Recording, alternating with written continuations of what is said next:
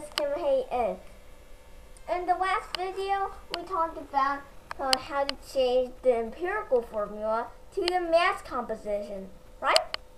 This time, we're going to learn the opposite. We're going to learn how to convert the mass composition to the empirical formulas. I talked about that at the little review, but now we're going to go to the bit more intermediate step. Shall we begin? I think so. Let's say that I have a bag of stuff, and inside that stuff, 65% of that bag is magnesium, and the rest, which is 35%, is iodine. See, that's the sign of iodine, and that's the sign of magnesium. I don't know if you learned in various math, but here it goes.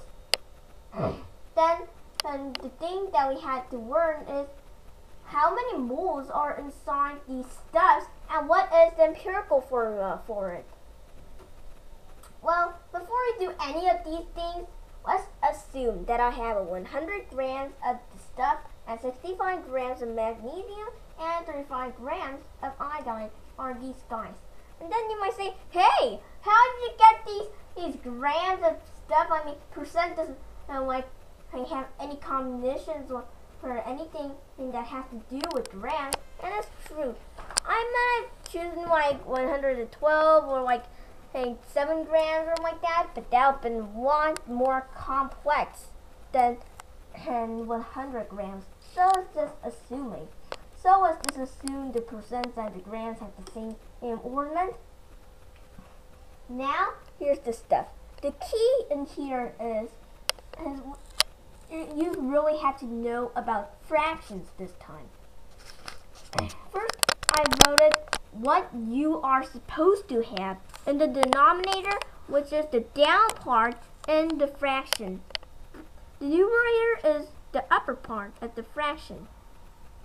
Now here, this thing tells us what you're supposed to have. What you're supposed to have if you have 1 mole of that magnesium, iodine, or lots of other guys. If you have 1 mole of magnesium, you're supposed to have 24 grams. If you have 1 mole of iodine, you're supposed to have 106 grams. Put that in the denominator in each group.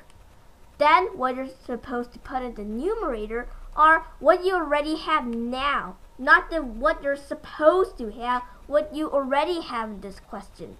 In the numerator, for magnesium, you're supposed to have 24 grams, the denominator, and you have 65 grams for now in the numerator. For iodine, it's the same. 1 mole of iodine is supposed to have 106 grams, but now we only have 35. Then we divide the numerator by the denominator, and voila, you get the moles. And this time, when I got my calculator going, I figured out that 2.71 moles are in 65% magnesium, or the 65 grams of magnesium have 2.71 moles. Look, the numerator is far more per lot than the denominator. So that's why we have more than 1 or equal to it. For iodine, we have 0.33 moles. That's because the numerator is smaller than the denominator.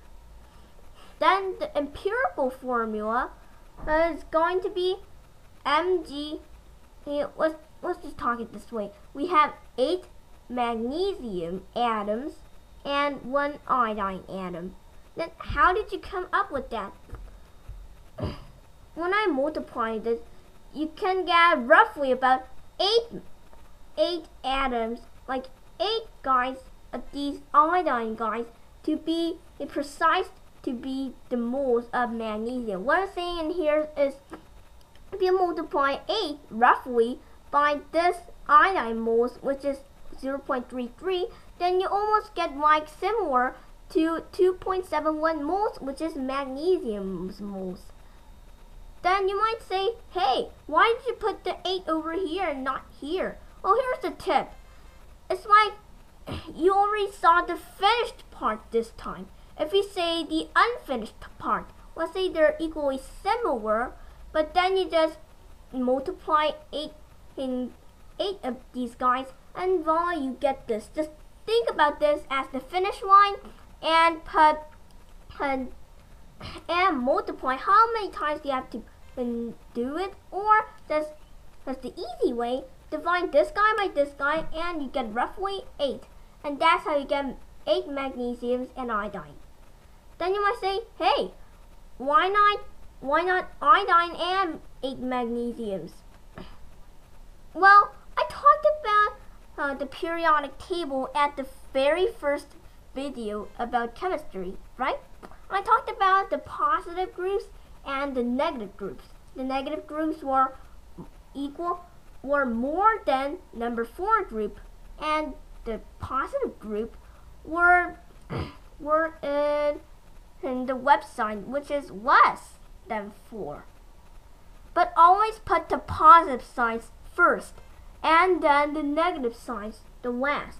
Remember, the group 4 decides whether the other guy is negative or not, like carbon.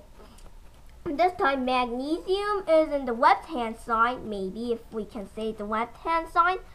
This guy is positive. This guy is positive and iodine is negative. This is the right-hand side, maybe.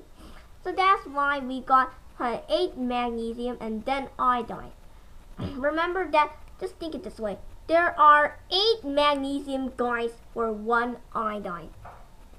Just think that you have the same amount, but this is already the finished part, so think it as the unfinished guy, and then multiply it by 8, and voila, you get like this. Alright, but this was just the beginning. The real complex one, actually it's not that complex, starts here. Let's go down a little.